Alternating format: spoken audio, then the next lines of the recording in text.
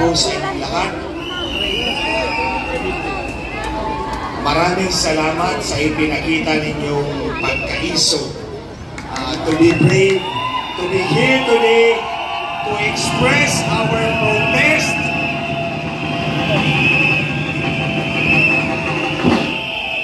To express our protest against a government that has no mandate in the first place. Explain ko sa inyo kung bakit walang mandato si Marcos Jr. Ito ang tema ng ating protesta ngayon. Natandaan nyo, nag-rally tayo sa Iwasan Bonifacio. Di ba may sumigaw doon na lalaki na kung si Lisa Marcos ay nasa harap ko, sasampalin ko yan, kaliwat kanan. Di ba? Ano yun?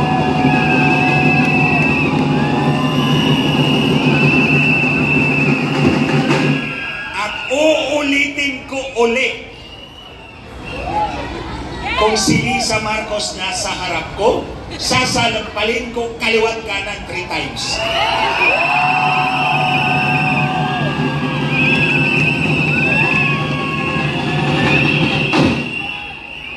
Sabi ng mga congressman dyan sa Kongreso, ang gentleman daw ako. Dahil sasampalin ko yung babae. Siyempre, babae nga sasampalin ko. Kung lalaki, susuntukin ko. O, di ba? Eh kung susuntukin ko, baka maubos yung ipin ni Lisa Marcos. Alam niyo bakit? Bakit ko talaga sasampalin yung bruha na yan? Eto. Para makita niyo yung pagkatao nitong babaeng ito. Kasi ito yung, sabi ko na nga, kung ang kalabaw ay national animal at ang sampagita ay national flower, si Lisa Marcos ang national problem.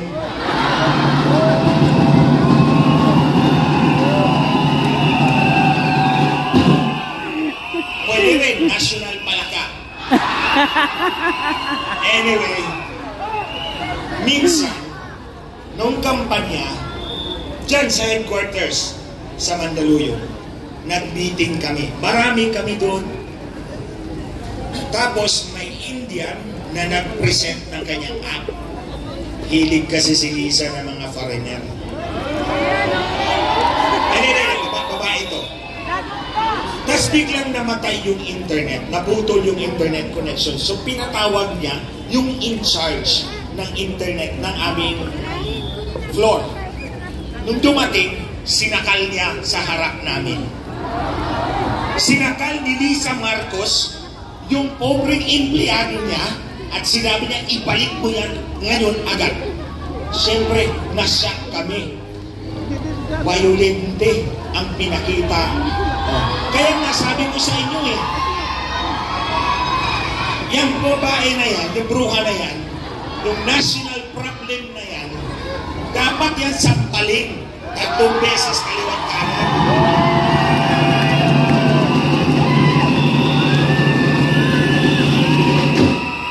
Pero bakit kung nga ba talaga sampalin yung buha na yan? Hindi lang sa pagsakal niya sa pobreng empleyadong mata, pobre talaga sila. Ito yung istorya na palagi kong inuulit sa lahat ng pagkakataon na binibigay po sa akin ng maiso. Naging congressman po ako sa lugar namin.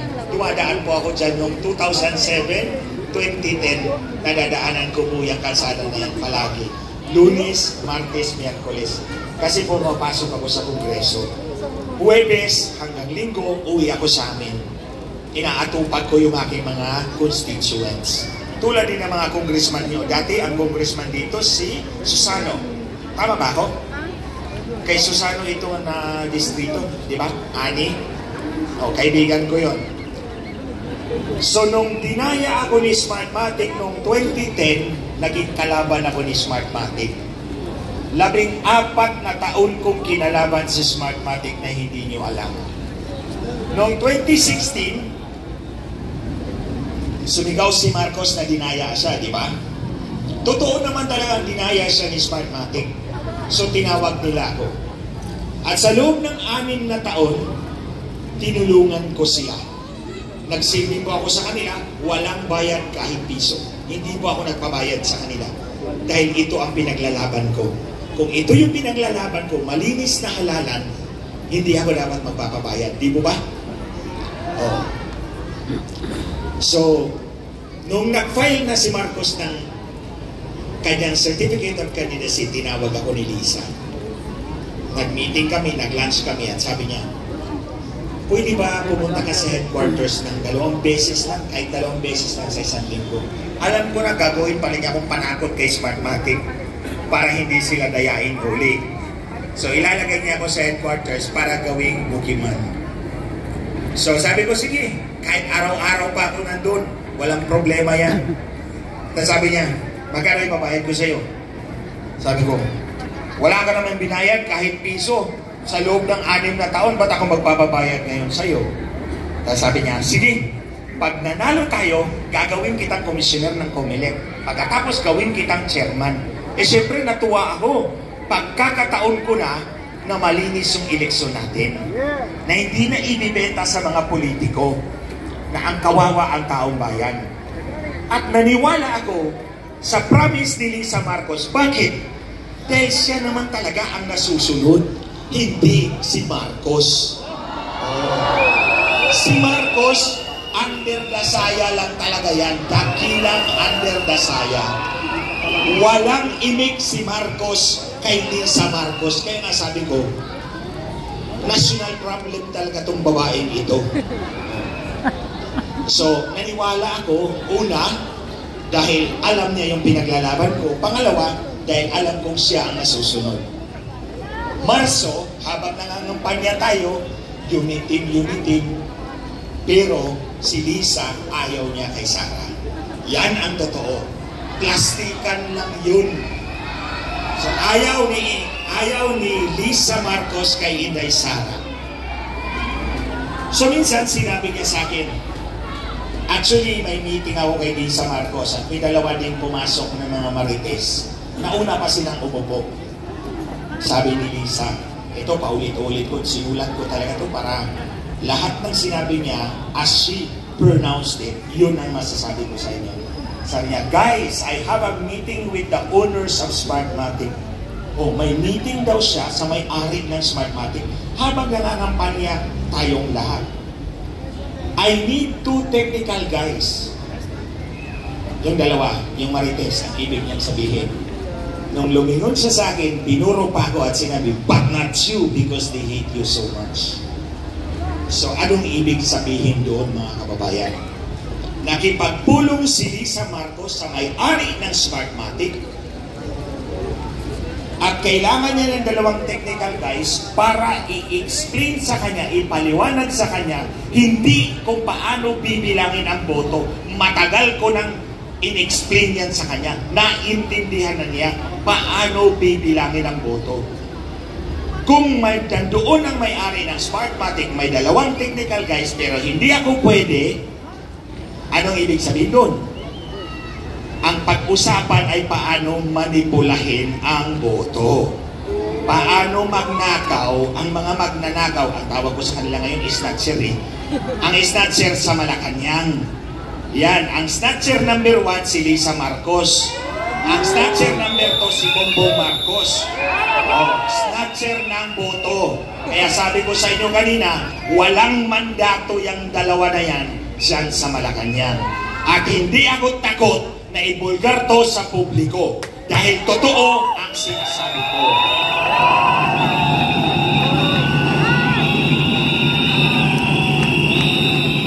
Alam nyo mga kababayan, hindi ako pwedeng magkamali sa sinabi ko sa inyo. Dahil si Lisa mismo, Marcos ang nagsabi sa akin. Magkakaroon ako ng pagpupulong sa may-ari ng Smartmatic. At na-research ko yun. Dumating dito sa Pilipinas, ayon sa record ng Bureau of Immigration, si Roger Peñate Alejandro Martinez, ang presidente at co-founder ng Smartmatic. Tama ang sinabi ni Lisa Marcos. Pagkatapos ng eleksyon, ito na. Yung grupo ni General Rio nakakuha ng datos mula sa COMELEC. At lumabas, mahigit 30,000 makina nag-transmit ng resulta galing sa iisang IP address lamang. Dapat bawat makina, isang IP address, di po ba? Kasi yung mga makina, iba-ibang lugar yun eh. Sa buong Metro Manila, halos 95%, 30,000 plus machines, iisang IP address lang ang pinanggalingan. Yun ang patunay na minanipula nila ang eleksyon natin. Noong October 17, nandoon ako sa loob ng COMELEC. Ang sabi ng COMELEC, kami daw, ang ingay-ingay nyo, sige, patunayan natin, magbukas tayo ng balota. 10, pumili kayo. Tingnan natin kung tugma o hindi. So pumayag kami. Sige, bukas tayo ng 10 balota. Kami ang pipili. Nang pumili na ang grupo ni General Rio, ang sabi ng COMELEC, wag na. Ayaw na namin buksan ang balota. Ayan. Yan ang patunay, mga kababayan. Umatras si George Garcia. Ayaw na nilang buksan ang balota dahil alam na alam namin saang parte ang daya nila. At ang beneficiary nito ay si Marcos. Bakit? Tulad ng sinabi ko sa inyo, si Sara Duterte ay ayaw na ayaw ni Lisa Marcos. So nakipag-usap siya sa Smartmatic, hindi kasama si Inday Sara doon. Kaya mga kababayan, yung boto ni Inday Sara na 32 million, kanya yan. Totoo yung boto ni Inday Sara.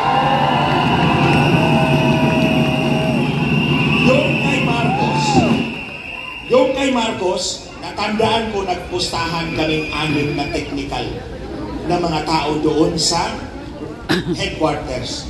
Walang lumagpas sa 24 million. Ako, 24 million lang ang estimate ko. Ito yung pinakamataas na boto ni Marcos. Bakit 24 million lang? Dahil incumbent ang kalaban, si Leni Robredo, makakahatak ng maraming boto. Siyempre, bababa ang boto ni Marcos. Pero kay Inday Sara, 32 million. Natakot si Lisa Marcos dyan, na kung mababa ang boto ni Marcos, 24 million lang, at si Inday Sara ay 32 million, sino ang titingalain yung leader? Si Inday Sara, di ba? Kasi siya yung mataas ang boto. Takot si Lisa Marcos. Kaya dinagdagan ang boto ni Marcos hanggang dumikit. 31 million plus si Marcos. 32 million si Inday Sara. Dinikit nila. Pero kahit nanalo ka, pag dinistrungkar mo yung eleksyon mo, dinagdagan mo yung boto mo, anong tawag doon? Pandaraya pa rin. Snatcher pa rin, di ba? O snatcher ng boto, ulitin ko. Si Marcos Jr., snatcher number 2. Si Lisa Marcos, the national problem, snatcher number 1. O, kasuhan niyo ako. O, hamon ko dyan sa makasawang mga snatcher sa Malacanang. Kasuhan niyo ako. Kaya mga kababayan, nasabi ko yun, na gusto ko sampalin yung bruha na yan, yung Lisa Marcos na yan, kaliwat ka ng 3 times. Dahil,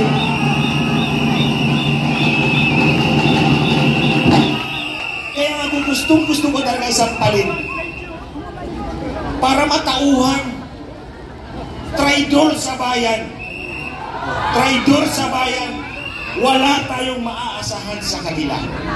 Alam nyo, itong sinabi ko, pangalawang manipulasyon na to. May nauna pa dyan. Ito mga sinasabi ko sa inyo, personal knowledge ko yan. Kasi nandun ako sa kanila, 6 na taon. Oh. Noong unang manipulasyon, nagprotesta pa si Marcos noon. Nadaya siya ni Leni Robredo, di po ba? Natandaan nyo, nagprotesta si Marcos. Gusto talaga ni Lisa na iupo ang kanyang asawa at makamtan ang kapangyarihan. Kaya, minanipula niya ang Korte Suprema mismo. Ang Korte Suprema mismo ang minanipula ni Lisa Marcos. Kaya hinahamon ko yung bruha na yan. Kasuhan mo ako? Baka kita mabunjak kita dyan.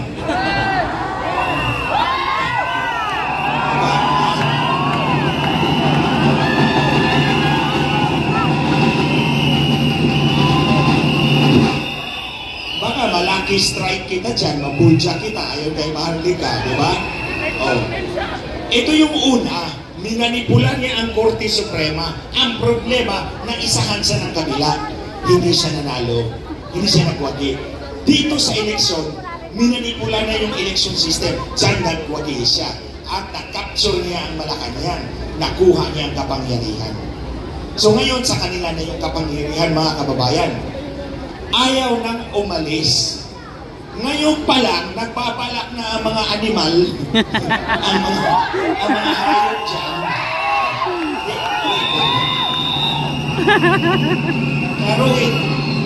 Klaruhin natin. Sabi ko animals kasi, si Lisa, ang tawag sa kanya ni Maharlika, ahas. Si Marcos naman, ang tawag ni Maharlika sa kanya, kuting. Si Romualdez naman, ang tawag ko sa kanya, pato. Kasi para siyang dakong, para siyang pato kung maglakad. So, animal. Animals. So, ayaw nang umalis. Nung mga tungtong na sa Malacanang, nagbalak na naman ang anak niya gagawin Pangulo rin. So, gusto niyo ba yan? Akala ko gusto niyo. Kasi na, tapusin natin yung istorya. Oh. So, ito na. Gusto nila na makamtan yung kapangyarihan. Natakamtan nga ni Lisa Marcos. Ngayon, ayaw niya yung bitiwan. So, ito. Noong 6 na taon na yan, palagi kaming nag-dinner sa kanilang bahay once a month. Naghahaponan kami sa kanilang bahay once a month. Kaming 6 na technical kasi ng dalawang mag-asawa. At palaging sinasabi ni Marcos sa amin, the Americans remove my father. So, malalim yung kanyang takot sa mga Amerikano na makatanggalin din siya. So, nung nanalo na siya, yumuko agad siya sa mga Amerikano. Pero, sa 6 na taon na yan, habang nagprotesta sila, ang China ang nagsuporta sa kanila. Suportado sila ng China. Alam ko yun, nandun ako sa opisina nila, nandun ako sa bahay nila. So, suportado sila ng China sa loob ng 6 na taon na nagprotesta sila. Pero nung nanalo na, sinaksak din sa likod ang China at yumuko sa mga Amerikano. Kasi takot si Marcos na matanggal. So, yun ang una. Yumuko siya sa mga Amerikano, sunod-sunuran sa mga Amerikano para hindi siya tanggalin. That's the first clue. Ayaw nang umalis sa pwesto. Pangalawa, Chacha. Gustong baguhin ang ating saligang batas, di ba? Gustong baguhin ang ating saligang batas para i-extend ang termino o allow him to run for re-election. Papayag pa kayo doon? Yun ang gusto din nilang mangyari. Kasi po, hindi pa qualified ang anak tumakbong presidente sa 2028. Kaya kung por si kaso hindi matuloy ang Chacha, isisingit si Tambaloslos sa 2028 to hold the fort until the son becomes qualified in 2034. Yun. Gusto nyo ba si Tambaloslos magpresidente? Ayaw na. May ayuda siya. Lamunin niya lahat yan. Mga kababayan, di ba? Ayaw nyo doon, namimigay ng ayuda? Lamunin niya lahat yan. Ayaw nyo, ha? Okay. Si Tambaloslos namimigay ng ayuda. Anong dapat itawag natin sa kanya? Hindi. Tambayuda. Diba? Si Tambaloslos namimigay ng ayuda. So dapat ang tawag sa kanya Tambayuda. Para klaro, di ba? Ayaw natin sa kanya, hindi na talaga mananalo yan, di ba? Hindi talaga mananalo. So ngayon hindi mananalo, gusto na naman ni Marcos makipag-away sa China, di po ba? Yan. Pinoprovoke niya ang China. Kasi kung sakaling magkagulo ang Amerika at ang China, damay tayo. At pag nagdamay tayo, anong gagawin niya? Declare emergency rule. Walang eleksyon, siya pa rin ang Pangulo. So yan ang mga senaryo nilang lahat. Ulitin ko ha, nagtangka itong dalawang snatcher na snatchin yung Vice President. hindi nanalo. Inisnatch nung presidential election nanalo. Ngayon ayaw na bumitiw. Kaya, yumuko sa mga Amerikano para hindi tanggalin, makikipag-away sa China kung sakasakali, makadeclare ng emergency rule, or i-extend ang termino sa pamamagitan ng tsansa. In the meantime, walang ginawa para mabago ang buhay ng bawat Pilipino. Di po ba? Mahal pa rin ang presyo ng bigas. Hindi bumaba sa 20 pesos, di ba? Kasi Atty. Trixie na lang yan, ha? Sa kanya yung topic na yan, eh. So, mahal ang presyo ng isda, ng bigas, ng bilihin, ng lahat, ng kuryente, ng tubig. Samantalang ito, palaging lumalabas ng bansa, di ba? Nag-i-state visit, official working visit. Tapos na-notice nyo, yung hagdanan ng eroplano, nilalagyan pa ng bulaklak. O, di ba? O, nilalagyan nila ng bulaklak. Napuna ko yan, pinuna ko yan.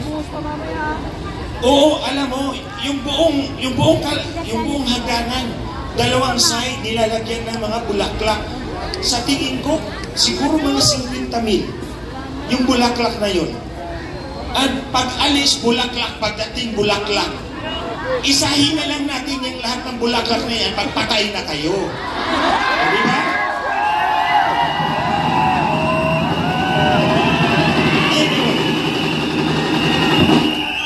Anyway, mga kababayan, kung gusto talaga ng bulaklak, hindi ba pati wakal sila doon, bibigyan natin ng bulaklak, di mo ba? Oh. Pero huwag niyong gamitin yung pera ng taong bayan para bihisan niyo yung hagdanan, lalagyan niyo ng bulaklak. Natandaan niyo mga kababayan, nasabihin ko sa inyo, kinopya niya yan. Kinopya ni Lisa Marcos sa paglalagay ng bulaklak sa hagdanan doon sa diktador dati sa Iran, yung Shah of Iran na si Reza Muhammad Pahlavi. Si Shah Reza Muhammad Pahlavi, ganun din ang eroplanong bihis na bihis yung hagdanan ng bulaklak. Sinunod niya. Pero si Muhammad Reza Pahlavi natanggal din sa pwesto. Sige. Susunod din sila, di ba? Kasi history repeats itself. History repeats itself. Alam nyo, walang nag-expect na matanggal si Reza Pahlavi sa kanyang trono. Kasi ang title talaga niya, Emperor of Shah of Iran. Shah of Iran, Emperor of Iran. Walang eleksyon doon. By hereditary succession yun sa kanila. Ang tatay niya, ang emperor, siya ang sumunod. Oh. Nung nagpakorona siya, nagpagawa siya ng tent city sa disyerto. Imbitado si Imelda Marcos doon. So nakita siguro ni Lisa Marcos, maganda din pala kung bihisan ang hagdanan ng eroplano ng bulaklak. O sige, bihisan mo, susunod ka rin kay Muhammad Reza Pahlavi into exile. Mga kababayan, ito kami mga tagapagsalita sa Mahisog, ako, si Atty. Vic Rodriguez, o biktima rin yun. Si Harry Roque, Atty. Trixie, at mga kasama namin, tinatakot nila. Tinatakot nila, kinakasuhan nila. Nung una ako magsalita sa Maisog Rally sa Davao, pag uwi ko rito, may disbarment case na ako. Pinapatanggal nila yung lisensya ko bilang abogado. Pag salita ko sa Cebu, pagbalik ko rito, meron akong pangalawang disbarment case. Nung sa Tagum, sinabi ko, bukas, pag uwi ko, meron akong pangatlo. Totoo nga, pag uwi ko, next day, meron akong pangatlong disbarment case. Tapos, sa Dumaguete, sabi ko, bukas, pag uwi ko, meron na naman akong pang-apat. Sure enough, pag kinabukasan, nandun ang Supreme Court sa gate ko. Pang-apat na disbarment case. Sa Angeles, sabi ko, baka may pag-5 na naman ako. Pero tumigil na sila. Tumigil sila sa pang-apat kasi sabi ko, doon sa Angeles sinabi ko, Lisa, kahit pa yung certificate ng aking pagka-abogado susunugin ko sa harap ko, gagawin ko yan. Kasi yung pagka-abogado ko mabigat na bagay yun, pero maliit na bagay lang yan kumpara sa buhay ng bawat Pilipino.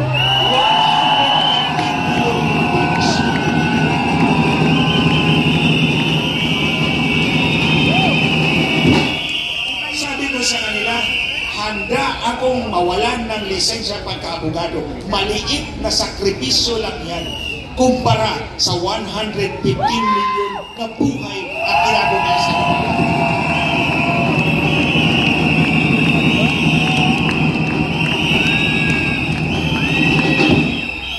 Kaya sabi ko doon, susunugin ko pa yan sa harap ko, pero isama ko yung damit mo. Para mag-cremate ka. Anyway, gusto mo naman ng bulaklak. Pati hagdanan, hindi lalagyan ng bulaklak. You know, that's 50,000 pesos. Sa tingin ko, estimate ko 50,000 yun. Bawat hagdanan, pag alis, pagdating, 100,000 yun. And di 25 times na umalis, di 2.5 million yun. Mantakin nyo, ilang kilong bigas na yun. Na iba'y papinimigay ni Tambayuda. Oh, nabawasan dahil ginawang bulaklak. You see, wala tayo sa priorities nila. Kasi kung nasa priority nila tayo, inuna nila na kahit papano hindi tumaas masyado yung presyo ng bilihin. Kung hindi man nila kayang pababain, at least hindi sumipa ng husto. Di po ba? Oh, yung bigas, ay hindi ko kasalanan yun. Ikaw ang nag-promise eh. Nag-awin mong 20 pesos ang kilo ng bigas eh. O hindi naman ako nangako. O ngayon, sisingilin kita sa pangako mo. Pero alam mo, sinungaling ka, Marcos Jr. Kasi hindi naman ikaw nasusunod eh. Ang nasusunod ang asawa mo eh. O, ang nasusunod talaga ang asawa. Lahat ng appointment sa gobyerno ang asawa. Kaya ang asawa ang national problem natin ngayon. Kasi, wala na ng mandato eh. Nilawgaw ang mandato, dinistrunkar ang mandato. Wala ka na ng mandato. Ang asawa ko ba nagpapatakbo ng gobyerno? Saan ka makakikita ng ganun? Oh. So actually, kung ako, if I will direct this to Marcos Jr. and to Lisa Marcos, umalis kayo, umalis kayo. Layas kayo dyan sa Malacanang, wala kayong karapatan dyan.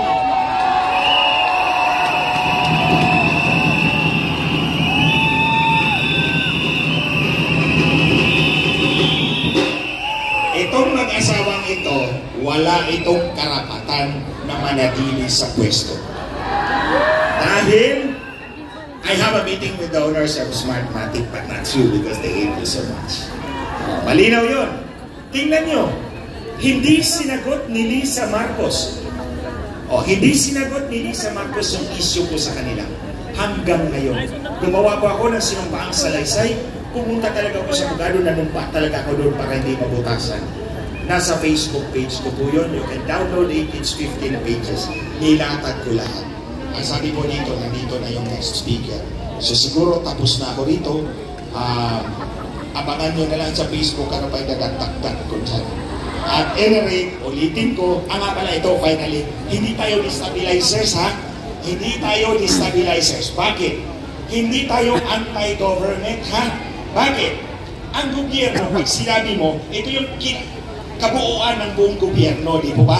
President, Vice President, Senate, Congress, and down the line. Yan yung buong gobyerno. Ang target lang naman natin yung dalawang instances sa Malacanang eh.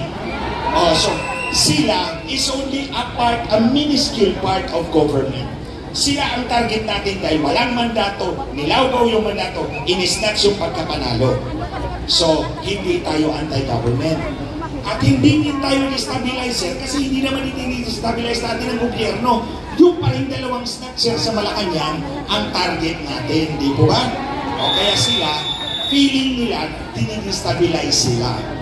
Pero hindi natin dinidestabilize ang otoridad ng ating pamahalaan. Tandaan nyo mga kababayan ha, ang lahat ng kapangyarihan ng gobyerno ay galing sa inyong mga kamot. Bawat kamot na kamay. Sorry ha, Cebuano ako. Ang kapangyarihan ng gobyerno ay galing sa ating mga kamay. Anong patunay ko? Na may eleksyon tayo. Kung wala kayong kapangyarihan, hindi na kayo kukonsultahin kung sino ang mamamahala. Di po ba?